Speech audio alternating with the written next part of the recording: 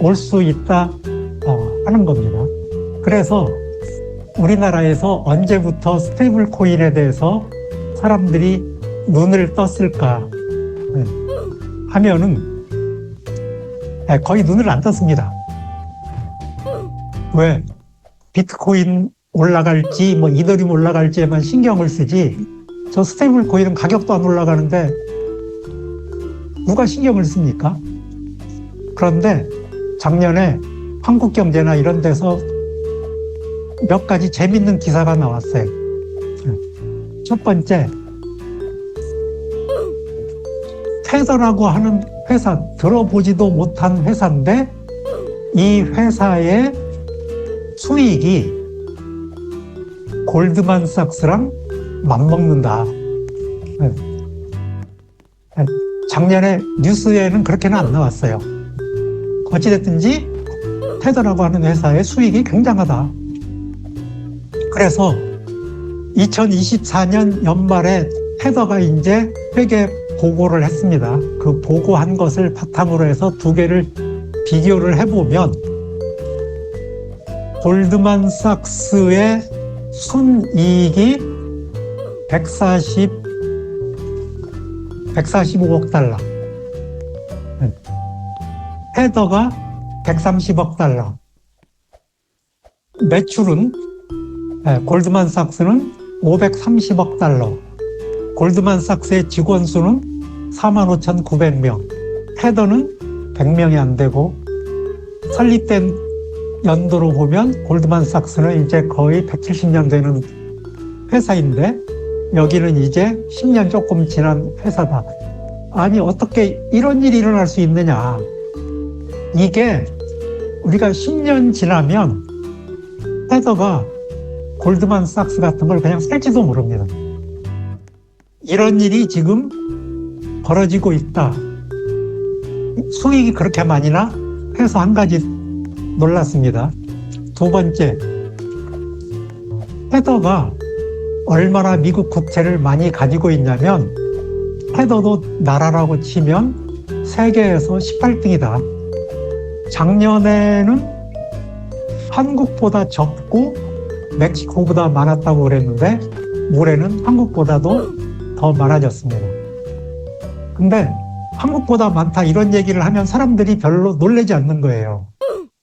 그래서 신문에서 이제 충격요법으로 뭐라고 그랬냐면 독일보다도 많다. 그럼 충격이 오죠. 근데 반대로 생각해 보세요. 독일은 미국 국채 별로 안 가지고 있어요. 그리고 또 한 가지 놀라운 것은 우리나라 무역세금의 10%를 테더로 결제한다. 그래서 사람들이 스테이블 코인이 뭐야? 그러고 있는데 트럼프가 당선이 됐습니다. 그래서 트럼프는 자기 생각나는 대로 이것저것 다 하는 분 아니에요?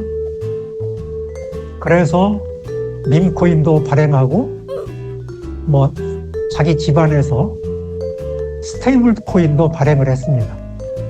그 얘기는 제가 뒤에 가서 시간이 있으면 하겠습니다. 그래서 미국 국채를 얼마나 많이 가지고 있는가 하는 얘기고요. 이제 자, 그래서 스테이블 코인은 도대체 어디다 쓰는데 해서 어디선가 이런 표를 만들었습니다. 67%가 거래소에서 쓰입니다. 한국은 세계 암호화폐 시장에서 굉장히 특이한 나라입니다. 한국은 암호화폐 시장이 열리면서부터 은행의 계좌를 통해 가지고 우리나라 원화로 거래를 했습니다. 2013년에 그런 나라가 없었습니다. 모든 은행들이 거래소에 계좌 터주는 것을 엄청나게 두려워했는데 한국에서는 관리당국에서도 그게 뭔지 몰라요.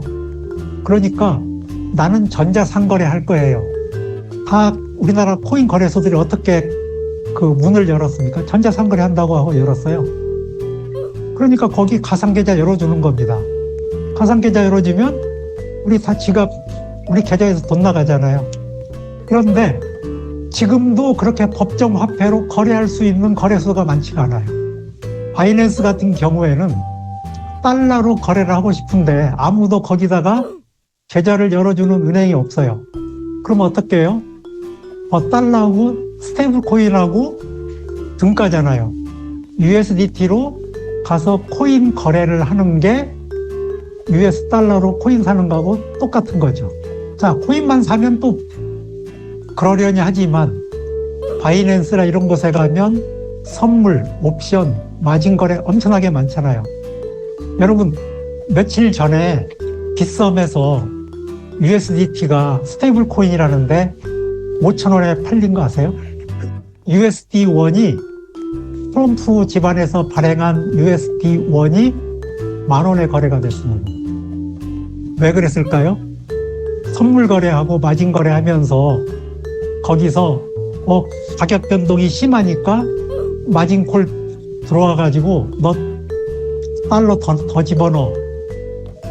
근데 달러는 집어넣을 방법이 없고, 자, 그러면 USDT 집어넣어야 되잖아요. 빗썸에 가서 USDT 사면 한국에서 그 싸놓고 파는 것도 아니잖아요. 자, 물량 부족하면 어떻게 됩니까? 5,000원이라도 사서 집어넣어야죠. 그렇게 해서 67%가 그런 것에 쓰입니다. 달러 대용으로. 두 번째, 아까 얘기했죠. 우리가 무역대금 송금할 때 우리나라에서 10%가 테더를 했다고요. 자, 10%는 인플레이션 해지합니다. 중남미나 이런 곳에 가면 월급 받으면 제일 먼저 하는 게 스테이블 코인으로 바꾸는 겁니다. 여러분, 지금 캐대언이고 뭐 하고 해가지고 난리가 났어요. 그 사람들이 한국에 와서 신용카드 쓰려고 그러면 잘 쓸 수 있을 것 같죠? 우리나라 온라인 상거래하는 쇼핑몰에서 외국의 비자 카드나 마스터카드가 결제되는 곳이 3%밖에 안 됩니다. 자, 그러면 우리가 스테이블 코인으로 결제하면 되잖아요.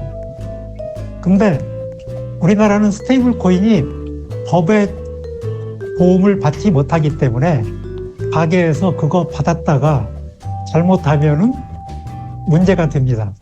여러분, 최근에 나온 신문 기사를 한번 여러분이 보시면 어느 무역회사가 무역대금으로 USDT를 왕창 받았어요. 100만 원 받은 게 아니고 몇백억을 받았습니다.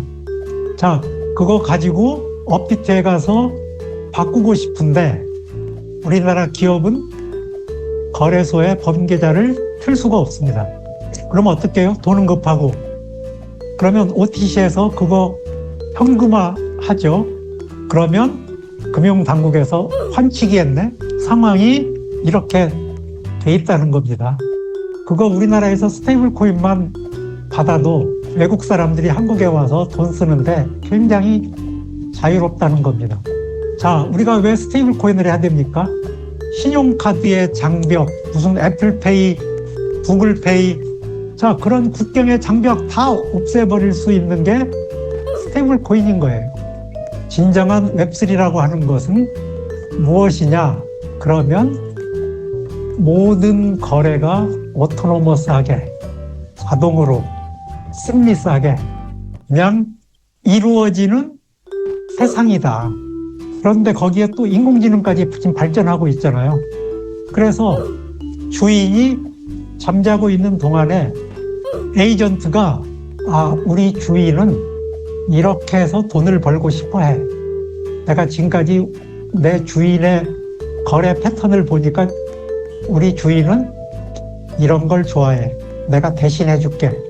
해서 주인이 무엇을 원하는지 의중을 파헤쳐가지고 그것을 실현해 주는 거. 그런 경제를 지금 유행하는 말로 하면은 그게 인텐션 이코노미입니다. 의도 경제라고 하는 겁니다. 이런 세상이 이제 오고 있다. 그래서 우리가 주목해야 될 키워드는 뭐냐? 그러면 밑에 있는 것처럼 에이전틱 AI, 인텐션 이코노미, 프로그래머블 머니, 스마트 컨트랙트. 이런 것이 이제 앞으로 키워드가 될 건데, 자, 다 어려운 말이잖아요. 네, 어려운 말이라서 저건 됐고, 주인 의도를 잘 파악하고 돈 잘 벌어주고 하는 그런 소프트웨어, 플랫폼 세상이 다가오고 있다. 이걸 여러분이 기억을 하시면 좋겠습니다.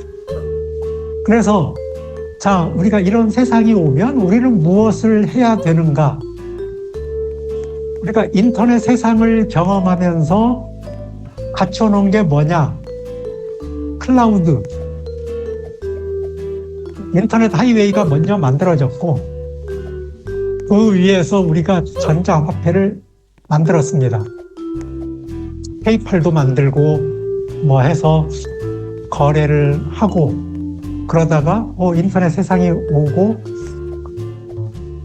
이 세상이 너무 빨리빨리 변하는데 저거 다 따라다니려면 감당이 안 되니까 에이 그래 우리가 구독료 좀 주고 클라우드 쓰지 해서 여기까지 이제 만들어졌어요.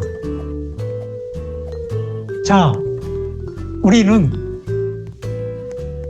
이런 형태의 돈을 썼는데 아까 얘기한 것처럼 얘네들은 컴퓨터가 아니에요. 그래서 우리가 저 컴퓨터에 해당되는 스테이블 코인이 있어야 되고 그 다음에 인공지능을 결합을 해야 되는 그래서 웹3 플랫폼을 만들게 되는 겁니다. 이제 우리는 조금 지나면 이 밑에는 그냥 누구나 쉽게 쓸 수 있는 그런 패키지 같은 거라서 아무도 신경 안 쓰고 저 웹3 플랫폼에서 어떻게 돈을 벌지 어떻게 우리의 효용을 극대화할지에 대해서만 신경 쓰는 그런 세상이 이제 올 거라는 겁니다. 제가